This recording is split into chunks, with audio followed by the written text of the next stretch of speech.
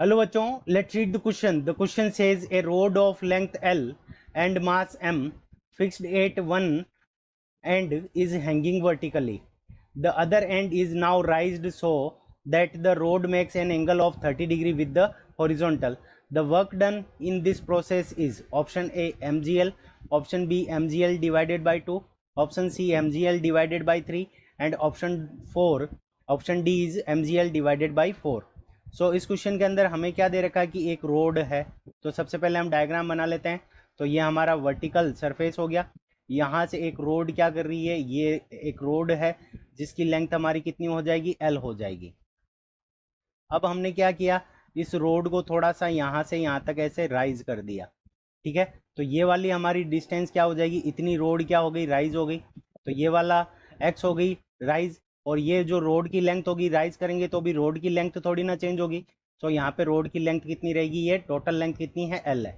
यहाँ से हॉरिजॉन्टल के साथ में जो इसका एंगल बन रहा है, ये वाला एंगल हमारा कितना है, 30 डिग्री इस क्वेश्चन के अंदर हमें गिवन है. सो ये जो हाइट जितनी राइज हुई है उतनी ही रोड के अंदर क्या आएगी, पोटेंशियल एनर्जी आएगी. तो पोटेंशियल एनर्जी वर्क डन के इक्वल हो जाएगी. सो इस क्वेश्चन को करने के लिए हमारा जो की कंसेप्ट होगा, सो की कॉन्सेप्ट. अब की कॉन्सेप्ट के अंदर जो हमारा वर्क डन होगा, so work done, work done is equals to, work done is equals to हमारा क्या हो जाएगा, potential energy. Work done is equals to हमारा क्या हो जाएगा, पोटेंशियल एनर्जी. तो जितना हम वर्क डन करेंगे उतना हमारी रोड के अंदर पोटेंशियल एनर्जी की फॉर्म में वो क्या हो जाएगा, स्टोर हो जाएगा. वर्क डन W, तो पोटेंशियल एनर्जी हमारी कितनी होती है, mgh के इक्वल होती है. तो पोटेंशियल एनर्जी हमारी कितनी हो गई, mgh के इक्वल हो गई. अब देखो रोड कितना राइज हुई है, तो देखो ये वाली लेंथ L है, ये वाला एंगल 30 डिग्री है.